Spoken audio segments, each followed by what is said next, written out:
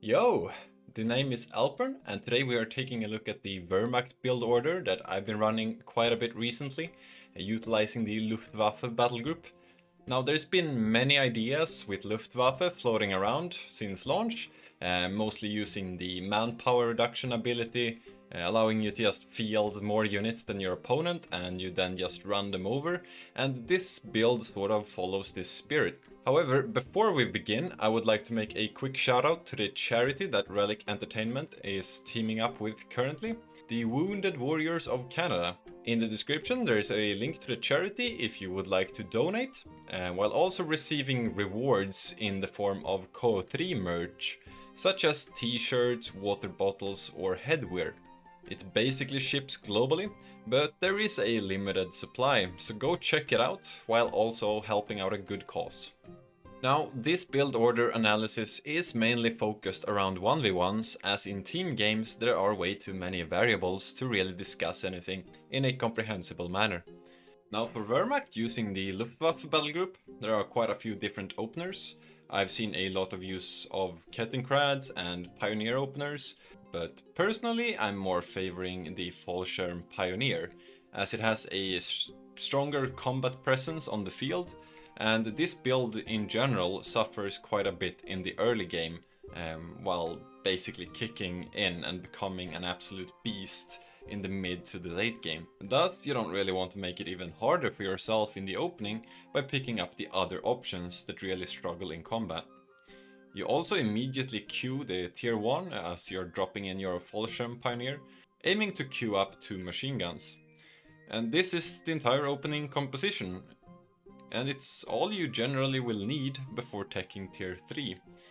Versus some strong aggressive players, this can be a bit rough, and therefore you want to plan to try to hold on to the fuel nodes as best as you can until you can get tier 3 up.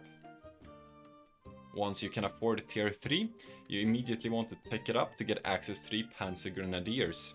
Now, over the course of the next few minutes, you're going to be queuing up at least 3 Panzer Grenadiers.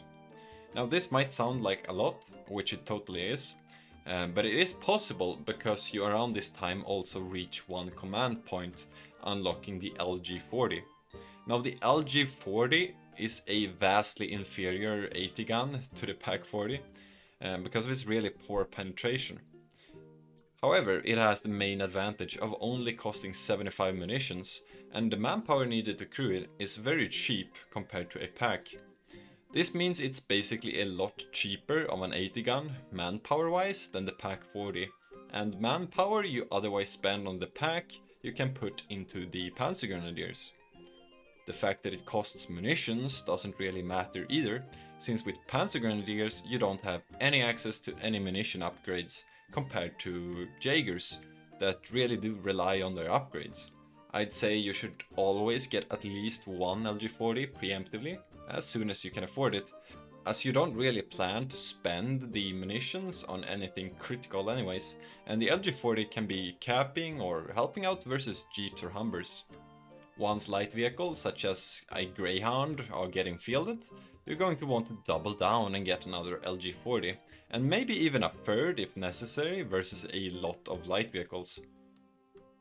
Following the 3 Panzer Grenadiers, it's a good decision to pick up the healing at the HQ, as well as the tier 3 office quarters, and sometimes even a 4th Panzer Grenadier.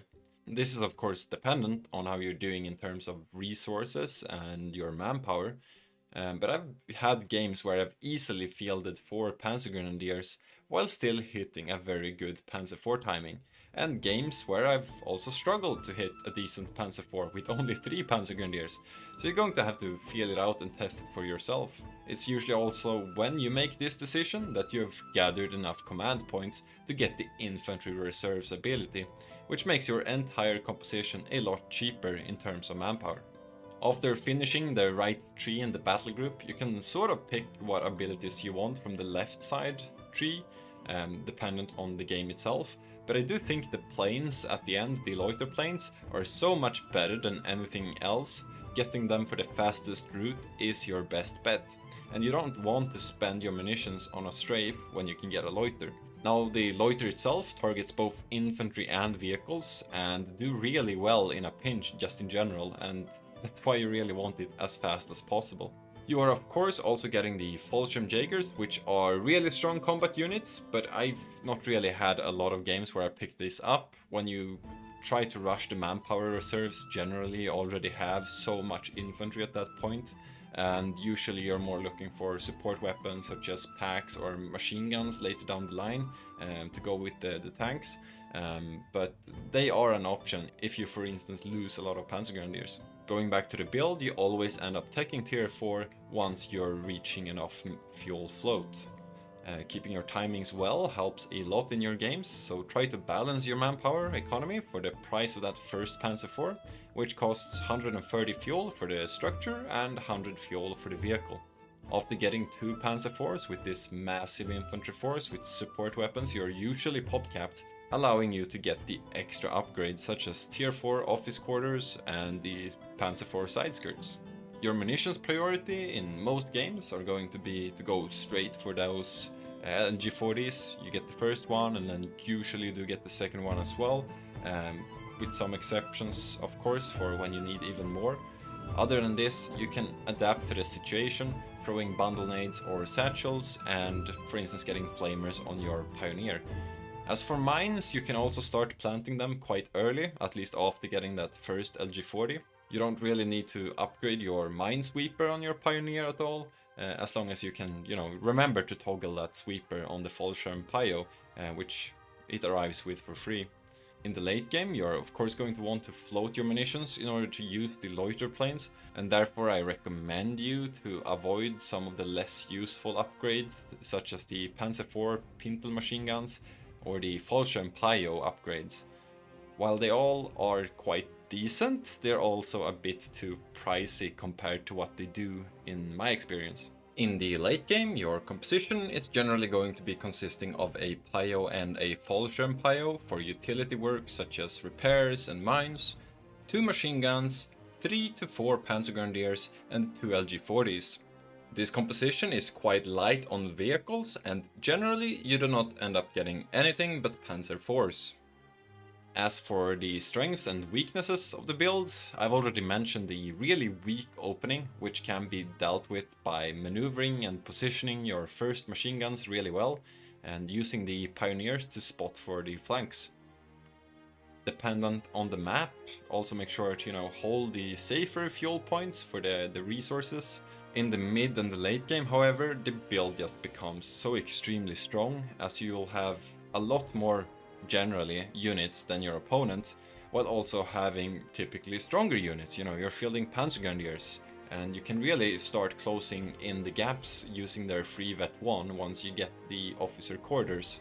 That ability in particular you also really want to spam, as it makes your Panzergrenadiers tankier by lowering their received accuracy. You have to, however, be quite careful around pushes on your LG40s, and you're gonna want to try to split them up as much as possible to avoid losing them very fast. While they can retreat, they are not very tanky, and Greyhounds or Centaurs, for instance, can still take them out very fast by charging at them. Thus you're going to want to increase the number of LG40s you field to get there with the number of early vehicles your opponent fields. If you're sensing that your opponent is going for heavier vehicles like an EC8 or Churchill, don't put too much faith in the LG40s, as its really bad penetration will make it difficult to be useful. However, you do have the numbers with at least Panzer IVs around the same timing as these unit fields, and you usually also have a manpower surplus so that you can get Pack 40s to back them up with. And of course you also have access to the loiter planes. Now, thanks for watching this CoH3 build order guide.